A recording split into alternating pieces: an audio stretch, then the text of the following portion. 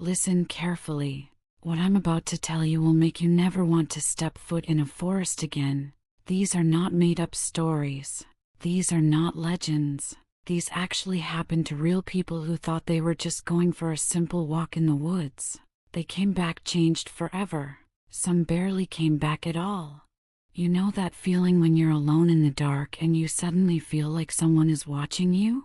Now imagine that feeling, but you're miles away from any help, surrounded by trees that block out the sky, and the only sound is your own heartbeat pounding in your ears. That's exactly what happened to these 5 people. Their stories will haunt you. Their experiences will change how you see the woods forever. Story 1: The Thing That Followed Me Home.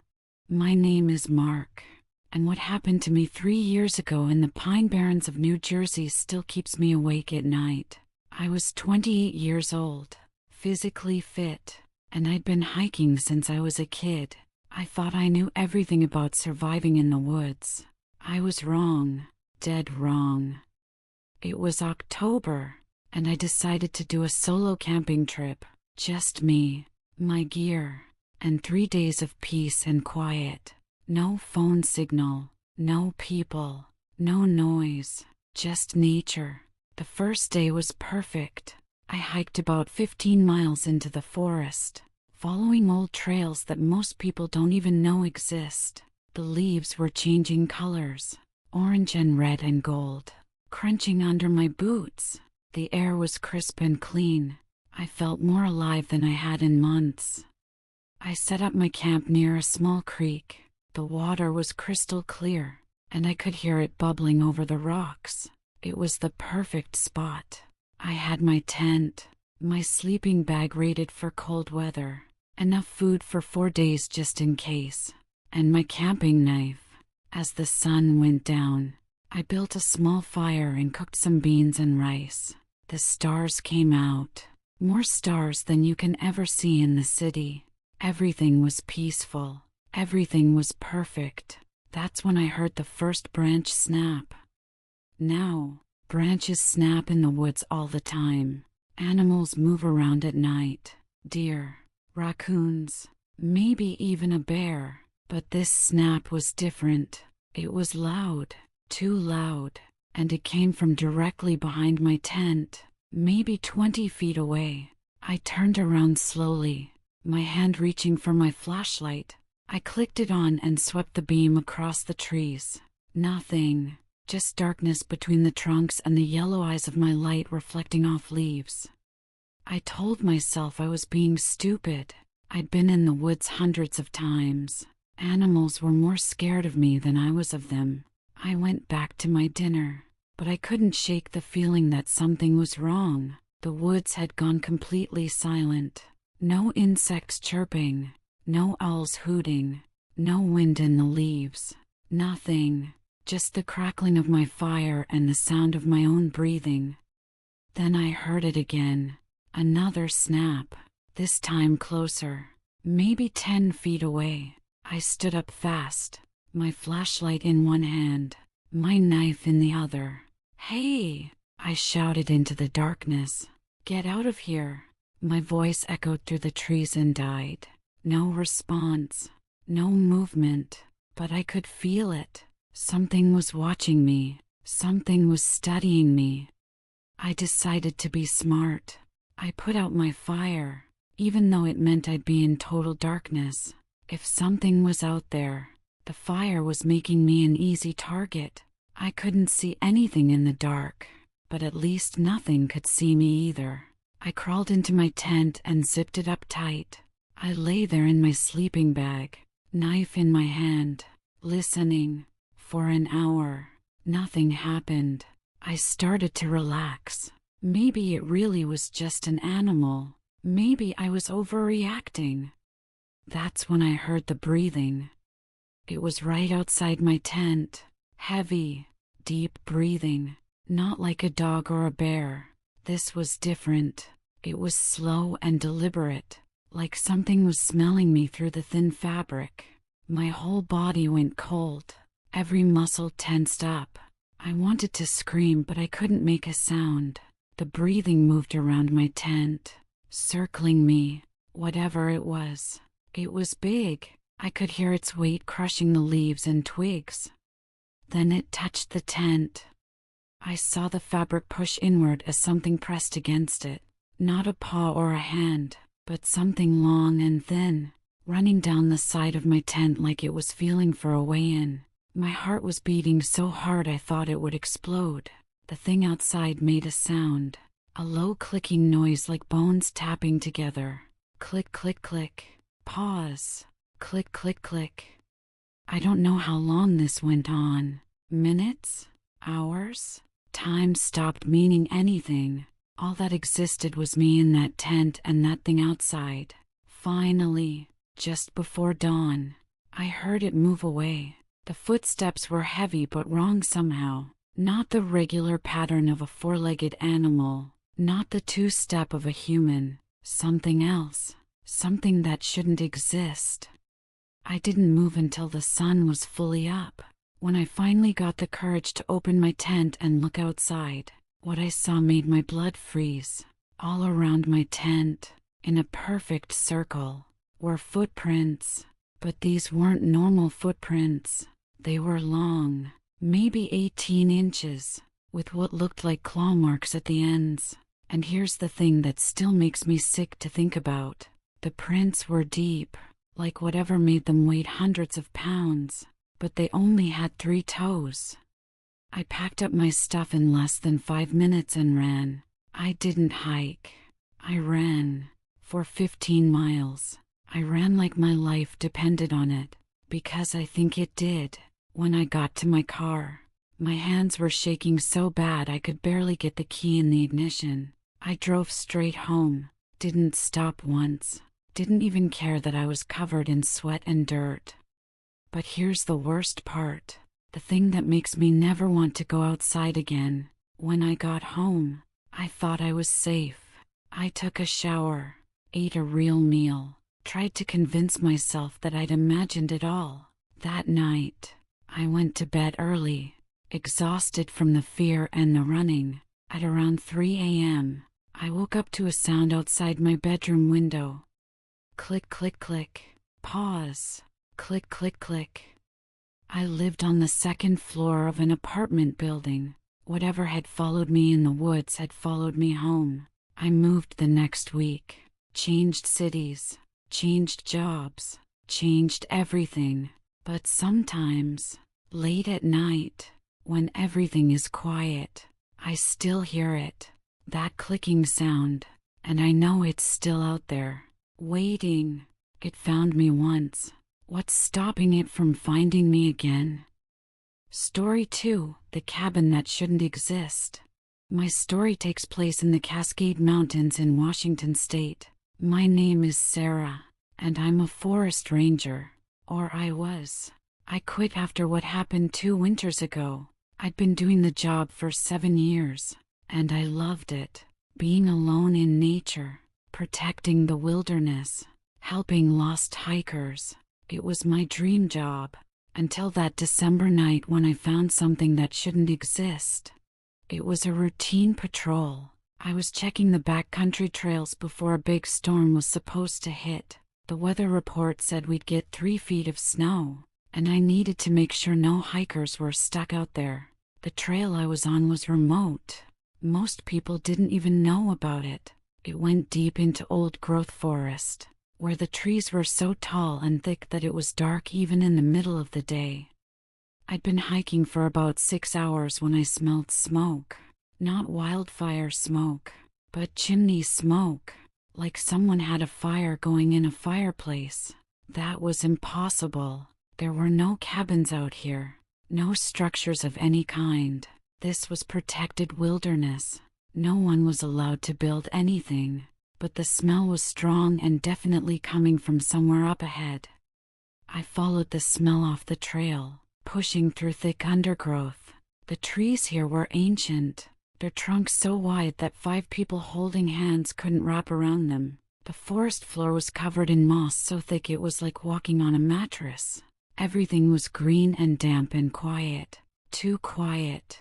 I'd been in forests all my life, and this silence was wrong. Even in winter, there should be some sounds. Birds, squirrels, something. But there was nothing except my own footsteps. After about 20 minutes of walking, I saw it. A cabin, but not a normal cabin. This thing looked like it had been there for 100 years. The wood was black with age and rot. The roof was covered in moss and small trees were actually growing out of it. The windows were dark, covered with something from the inside, and smoke was definitely coming from a chimney made of stones that looked older than anything I'd ever seen. My first thought was that I'd somehow gotten turned around, that I was in a different part of the forest. But I checked my GPS. I was exactly where I thought I was, and according to all our maps, there was nothing here but trees. This cabin didn't exist. At least, it wasn't supposed to. I should have called it in. That's what procedure said. Find something unusual. Call for backup. Wait for instructions. But my radio wasn't working, just static. My satellite phone had no signal, which was impossible because satellite phones work everywhere. Even my GPS started glitching, the screen flickering and showing my location jumping around randomly. I approached the cabin slowly. The door was slightly open, hanging on rusty hinges that screamed when the wind pushed it. The smoke from the chimney smelled wrong now that I was closer. Not like wood burning, something else. Something that made my stomach turn, like meat that had gone bad but someone was cooking it anyway. "Hello?" I called out. "This is the Forest Service. Is anyone in there?"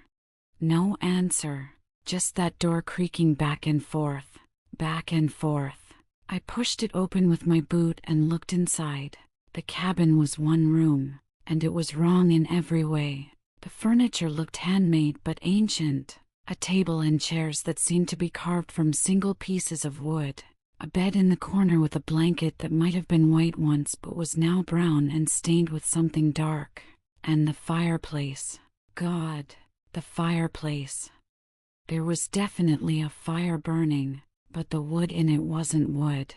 I don't know what it was. It was white and smooth and had joints. Like bones, but not from any animal I knew. Too big, wrong shape. The flames were normal orange and red, but they made shadows that moved wrong, that seemed to reach out from the walls like fingers. On the table was a book, old, leather-bound, pages yellow and brittle. I shouldn't have touched it. Every instinct told me to leave, to run, to get as far away as possible, but I picked it up, opened it. The pages were covered in handwriting, but not in English, not in any language I recognized. The letters hurt to look at, like they were moving on the page, shifting and changing when I tried to focus on them. But there were drawings too, sketches, and these I could understand even though I wished I couldn't. They showed things, creatures. Some looked almost human but stretched out wrong, arms too long. Faces where faces shouldn't be. Others were just masses of eyes and teeth and limbs that bent in impossible directions. And at the bottom of each drawing was a date. The most recent one was from 3 days ago. That's when I heard the footsteps on the roof. Not light footsteps like a squirrel or a bird. Heavy, deliberate, walking from one end of the cabin to the other. Then back. Then they stopped right above me. I looked up at the ceiling, and saw dust falling from between the boards. Whatever was up there was looking down at me through the cracks. I dropped the book and ran for the door, but it wouldn't open.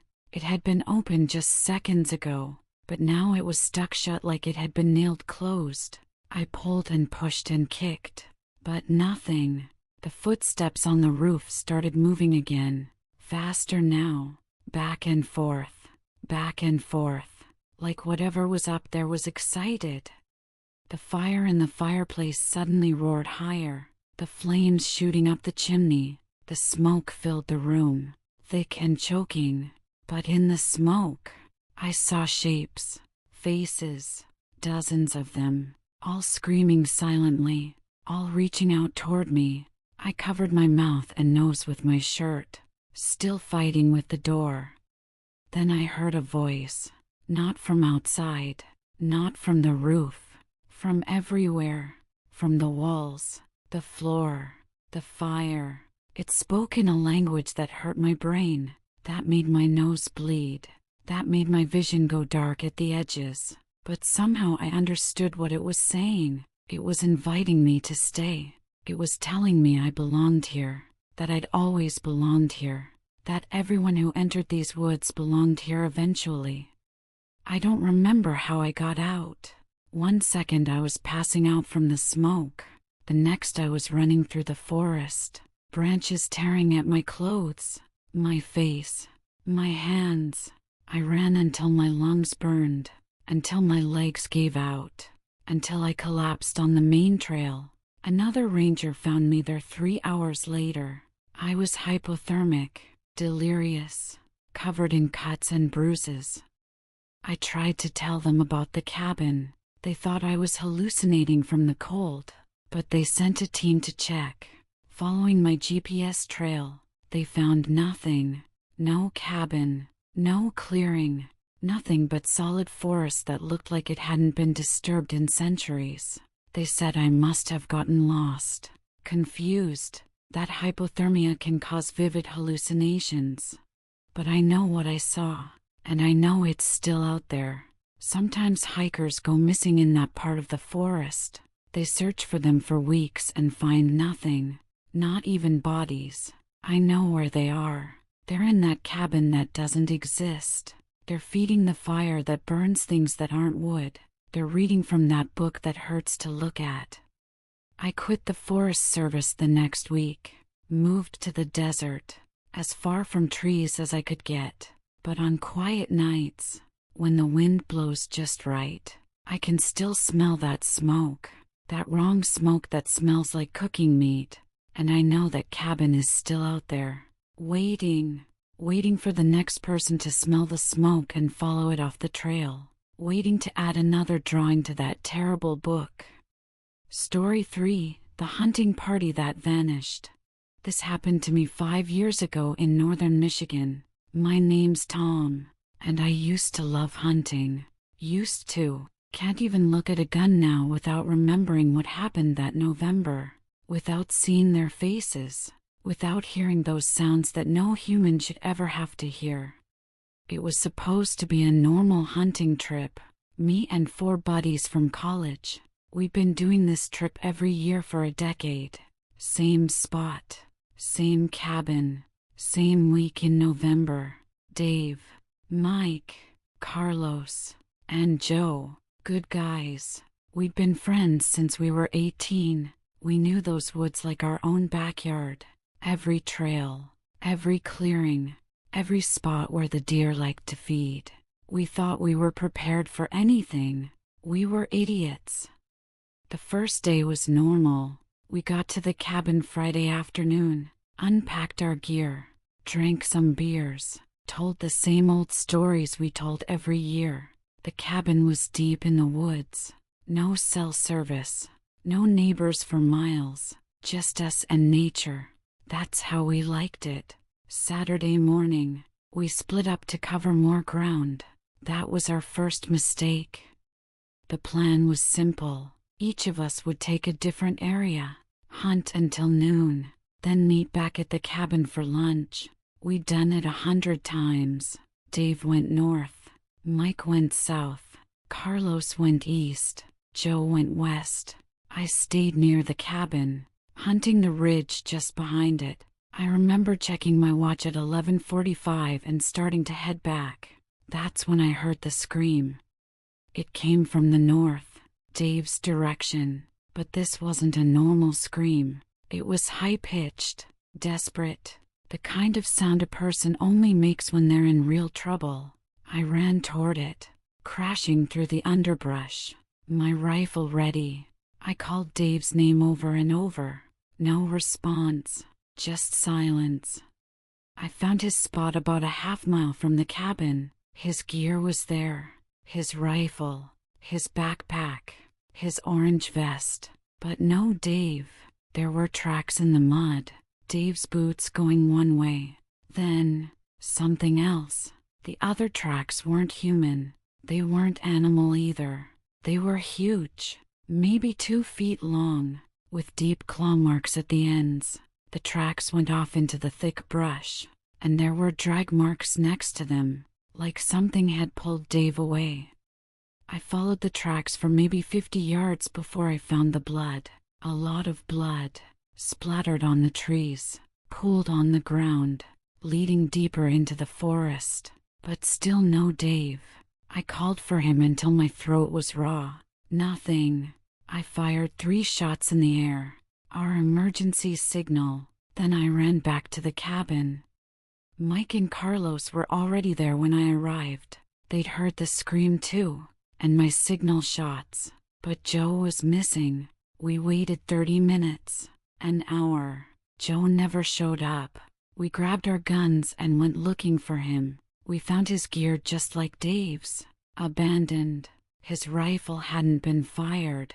There were more of those strange tracks, more drag marks, more blood. By now, we were beyond scared. We were terrified. We decided to get out, to run for my truck and drive to town for help. But when we got to where I'd parked, the truck was destroyed. I mean destroyed. The hood was ripped off. The engine was torn apart. The tires were shredded. Whatever did it had claws strong enough to tear through metal like paper. We were trapped, 5 miles from the nearest road.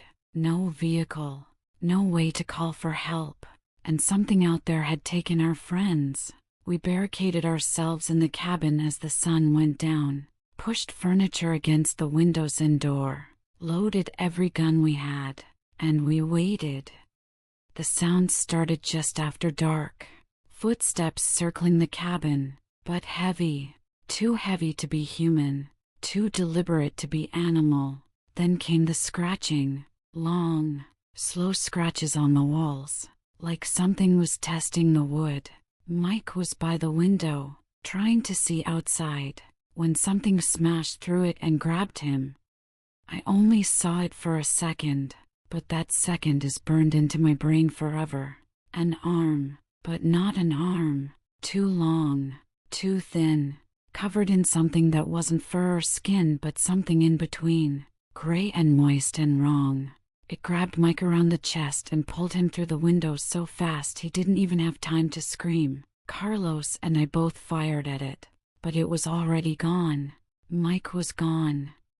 Carlos lost it, started screaming, crying, saying we were all going to die. He ran for the door, trying to get out.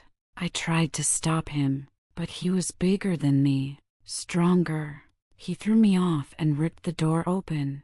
He made it maybe 10 feet before something came out of the darkness and took him. This time I saw more of it. Tall, maybe 8 feet, walking on 2 legs but hunched over. Its head was wrong, too long, with eyes that reflected our cabin's light like a cat's but bigger, more human. It looked at me, for 1 second. It looked right at me, and I swear it smiled. Not with its mouth, because I don't think it had a mouth like we do, but with its eyes. It enjoyed this. It was playing with us. I slammed the door and locked it, even though I knew it wouldn't help. If that thing wanted in, it would get in. I sat in the corner with my rifle, watching the door, the windows, waiting. The sounds continued all night. Scratching, walking, and worse. Voices. I heard Dave calling for help, Mike asking why we left him, Carlos screaming my name, but I knew they weren't real. They couldn't be real, because mixed in with their voices were other sounds. Chewing, crunching, tearing. Just before dawn, everything went quiet. I waited another hour before I looked outside. The ground around the cabin was covered in those tracks, hundreds of them, but no other sign of my friends. No bodies, no blood, Nothing. They were just gone. I ran, left everything and ran the 5 miles to the road. A passing truck driver found me collapsed on the asphalt. The police searched for 3 weeks. They found the cabin, found the wrecked truck, found evidence of a struggle, but no bodies. No Dave, Mike, Carlos, or Joe. The official report says they got lost, probably attacked by a bear. But no bear leaves tracks like what I saw. No bear plays with its food like that. No bear makes the sounds I heard that night. I've never been back to Michigan. Never been hunting again. Never been in any forest after dark. Because I know what's out there. And I know it's not done. Sometimes, when I'm alone at night, I hear scratching at my windows. Even though I live in a city now. Even though I'm on the 10th floor of an apartment building, the scratching follows me, and sometimes, just sometimes, I hear their voices, Dave, Mike, Carlos, and Joe, calling for me, asking me to come back, telling me they're waiting for me in the woods. Story 4, The Trail That Moves. My name is Jennifer. And I'm about to tell you why I'll never hike alone again. This happened last summer in the Smoky Mountains. I was celebrating finishing my doctorate, treating myself to a solo backpacking trip. 7 days. Just me and the mountains. I'd been planning it for months. Studying maps, reading trail guides, preparing everything perfectly.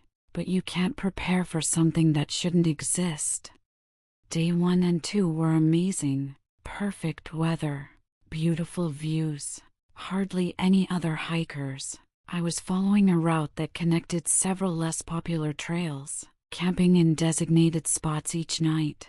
On day 3, I decided to take what the map showed as a shortcut, a trail called Settler's Path that would cut 4 miles off my route.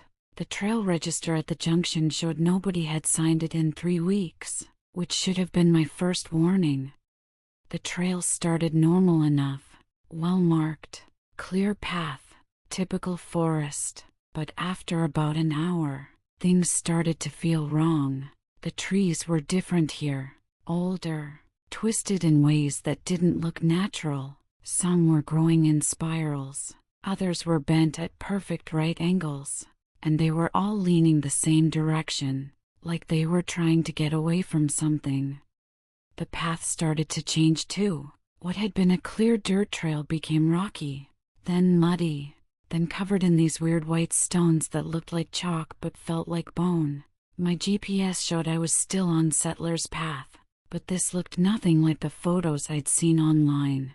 I thought about turning back, but I'd already come 2 miles, just 2 more and I'd connect with the main trail again. That's when I noticed the silence. Complete, absolute silence. No birds, no insects, no wind. Even my footsteps seemed muffled, like the sound was being absorbed before it could echo. The air felt thick, heavy, like before a storm, but there wasn't a cloud in the sky. Every instinct told me to run, but I kept telling myself I was being silly. It was just a trail. I'd hiked hundreds of trails. After another mile, I found the first sign, wooden, old, painted with letters that had mostly worn away. I could barely make out turn back, and below that, something that might have been they watch. I took a photo with my phone, but when I looked at the screen, the image was just static. Not blurry, but actual static, like TV snow. My phone was working fine otherwise, but it wouldn't capture anything on this trail.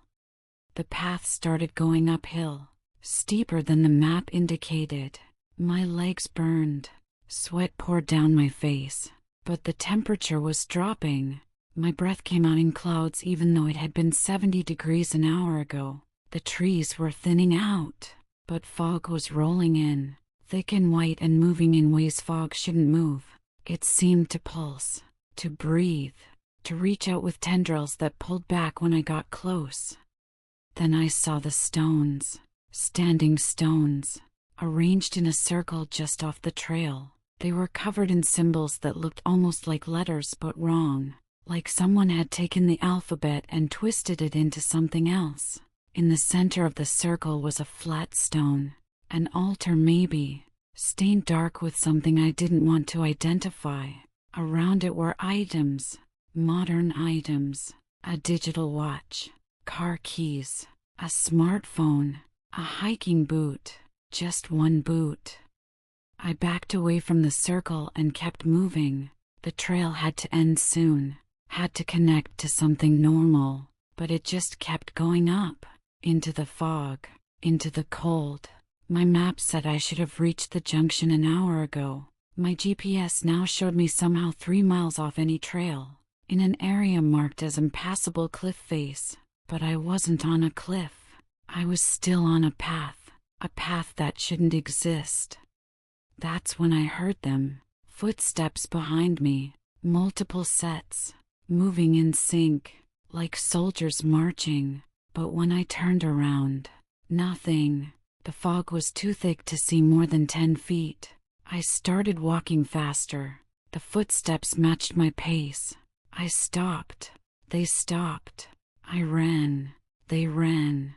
But always behind me, always just out of sight. The trail suddenly ended at a clearing. In the center was a tree, massive, ancient, its trunk so wide I couldn't see around it. The bark was black and wet-looking, and it smelled like rotting meat. Around its base were more objects, backpacks, camping gear, clothes, dozens of them, maybe hundreds. From different time periods. Some looked new, others were rotting into the ground. And in the tree, carved deep into the bark, were names, hundreds of names.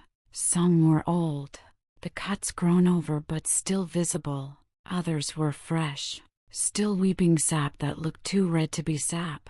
At the bottom, in letters that looked carved yesterday, was a name I recognized. A hiker who'd gone missing in these mountains 3 weeks ago. They'd never found her. The footsteps were getting closer. I could hear breathing now, ragged and wet. Multiple voices whispering in a language that wasn't English, wasn't anything human. The fog was closing in, getting thicker, darker. The tree started to move, its branches reaching down toward me like arms. I ran. Not back down the trail but straight into the forest, crashing through bushes, tripping over roots, branches tearing at my clothes and skin. Behind me, those things followed. I could hear them laughing now, a sound like grinding glass. The forest was a maze. Every direction looked the same, but I kept running. I don't know how long I ran. Time meant nothing in that place. The sun never moved. The fog never lifted. My legs were screaming, my lungs burning, but I couldn't stop, because when I slowed down, I could feel them getting closer, feel their breath on my neck, feel their fingers almost touching my backpack. Then suddenly, I burst out onto a road, a real road with asphalt and painted lines, and a car driving by that screeched to a stop when the driver saw me. I must have looked insane. Covered in blood and dirt, eyes wild, babbling about trails that move and trees full of names. The driver, an elderly man, said I'd come running out of solid forest. There was no trail there, never had been. He drove me to the ranger station. They said I'd been missing for 2 days. I'd only been on that trail for maybe 3 hours. They found my tent still set up at my last campsite. But I hadn't been seen since I'd signed the trail register at Settler's Path. Except there was no Settler's Path. Not on any map. Not in any guide. The junction where I'd turned off? It was just solid forest. Always had been. They searched the area where I said I'd been. Found nothing. No standing stones. No giant tree. No trail at all. They think I had a breakdown. Got lost, hallucinated everything, but I have proof. One piece of proof. In my pocket, covered in dirt and something that might be blood, was a car key. Not mine. It belonged to a hiker who went missing in 1987. They never found him. His car was still in the parking lot, locked, with no signs of struggle. I know what happened to him. He found that trail that shouldn't exist. He saw that tree with all the names, and he didn't run fast enough. His name is on that tree now, carved into bark that bleeds. And someday, when someone else finds that trail, they'll see my name too, because I can feel it calling me back. Every night, in my dreams, I'm on that trail again, and every night, I get a little closer to that tree, a little closer to adding my name to all the others. Story 5, The Ranger Station at Devil's Creek. The final story I'm going to tell you is my own. It happened 2 months ago, and it's the reason I'm sharing these other stories. Because people need to know. People need to be warned. The woods are not what we think they are, and sometimes, the people who are supposed to protect us are protecting something else entirely.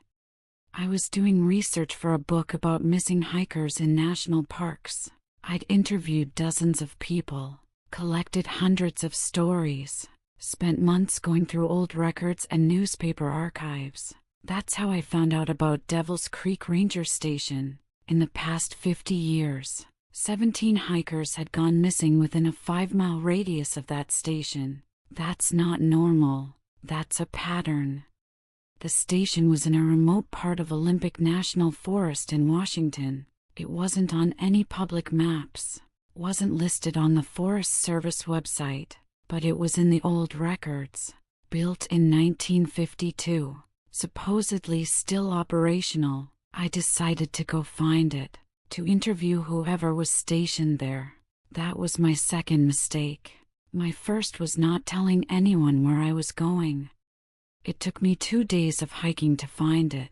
The trail was barely visible, overgrown, marked only by old blazes carved into trees. The forest was primordial here, untouched. Trees so tall they blocked out the sun. Everything was covered in moss, dripping with moisture, alive in a way that felt conscious, watching. The ranger station was a log building, 2 stories, with a watchtower attached. It looked abandoned, windows dark, door hanging open, roof partially collapsed. But there was a truck parked outside, a Forest Service truck, modern, clean, keys still in the ignition. The engine was cold, but the registration was current. Someone was using this place. I called out, announced myself. No answer. The door creaked when I pushed it fully open. Inside was an office frozen in time. Desks from the 1950s, rotary phones, filing cabinets, all covered in dust except for clear paths on the floor where someone had been walking recently. On one desk was a logbook, leather-bound, thick with entries. I opened it to the most recent page.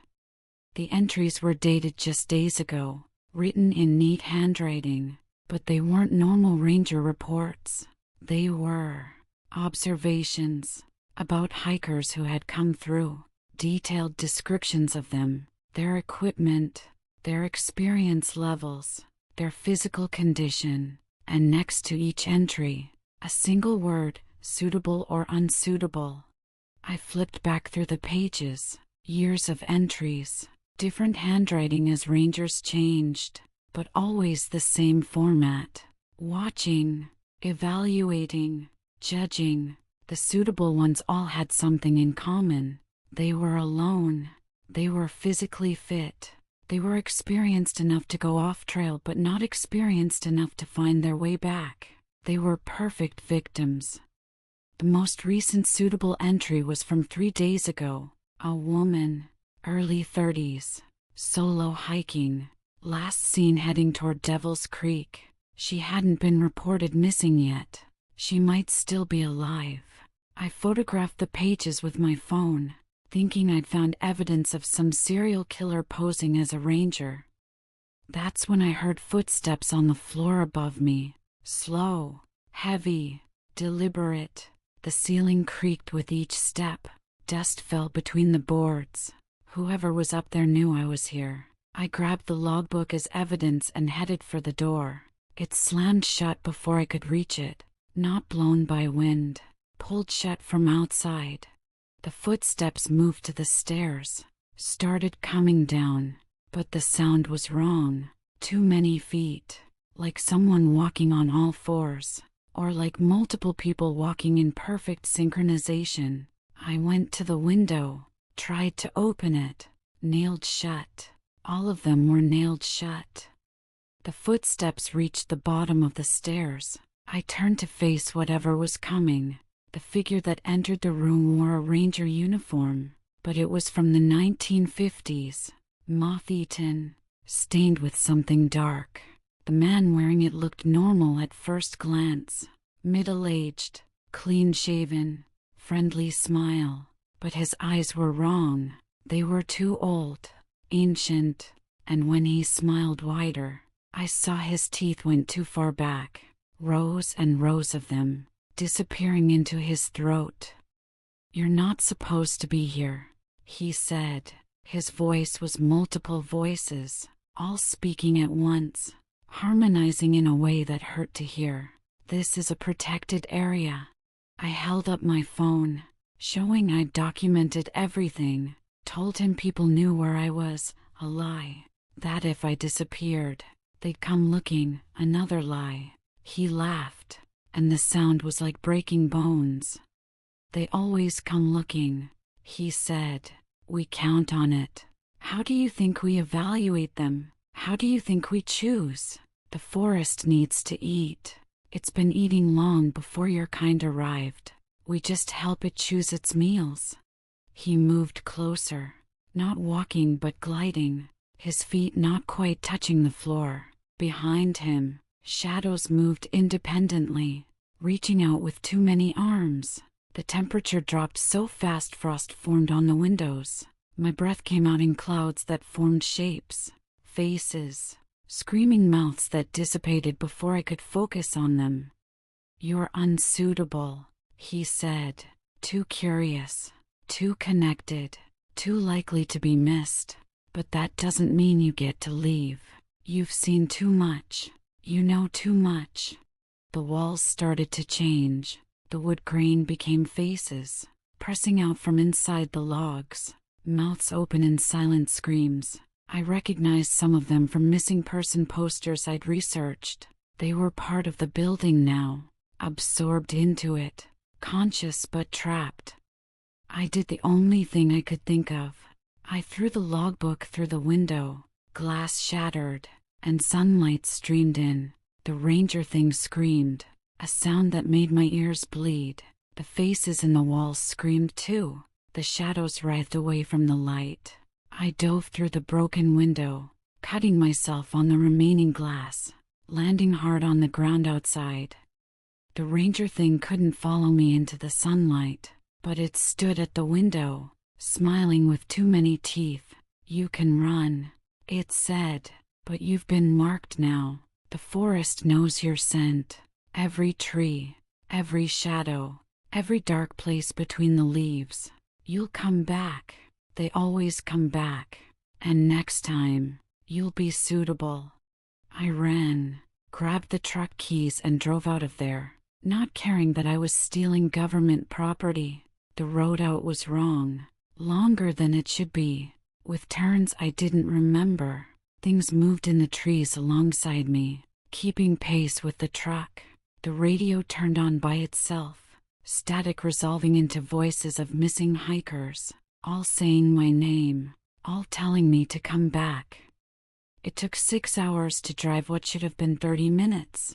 When I finally reached the main highway, I didn't stop driving until I reached Seattle. I went straight to the FBI, gave them everything, the photos, the location, the truck. They said they'd investigate. That was 2 months ago. I've heard nothing. but I've been checking the missing persons reports. 3 more hikers have vanished near Devil's Creek since then, all solo, all experienced, all suitable. The ranger station is still there, still operational, still choosing victims for something ancient and hungry that lives in the forest. And the worst part, I can feel it calling me back. Every night, I dream about those woods, about that station, about the faces in the walls. My feet itch to walk those trails again. My hands want to sign that logbook. Sometimes I wake up in my car, dressed in hiking gear, halfway to Olympic National Forest with no memory of getting there. It's only a matter of time before I go back, before I become suitable, before my face joins the others in those walls, screaming silently for eternity. That's why I'm sharing these stories. That's why people need to know. The woods are not empty. They're full of things that watch, things that wait, things that hunger. And sometimes, the people we trust protect us are feeding us to them. Stay out of the deep woods. Stay on marked trails. Never hike alone. And if you see a ranger station that's not on any map, if you find a trail that shouldn't exist, if you hear something calling your name from between the trees, run, run and never look back. Because the forest is patient. It's been here long before us. It'll be here long after. And it's always hungry. These 5 stories are just a tiny fraction of what's really happening in our forests. Every year, hundreds of people go missing in national parks and wilderness areas. Most are found, but some aren't. Some vanish without a trace, leaving behind only questions and fear. Now you know why. Now you know what's really out there, waiting in the places where cell phones don't work and help is hours away. The next time you plan a camping trip or a nice nature hike, remember these stories. Remember Mark and the thing that followed him home. Remember Sarah and the cabin that shouldn't exist. Remember Tom's friends who were taken one by one. Remember Jennifer and the trail that moves. Remember my story about Devil's Creek, where rangers feed hikers to something ancient and evil. The woods are beautiful. They're peaceful. They're necessary. But they're not safe. They've never been safe. There are things out there that we don't understand, can't explain, and can't fight. All we can do is avoid them. Stay vigilant. Stay together. And whatever you do, whatever you hear, whatever you see, never follow the voices that call you deeper into the forest.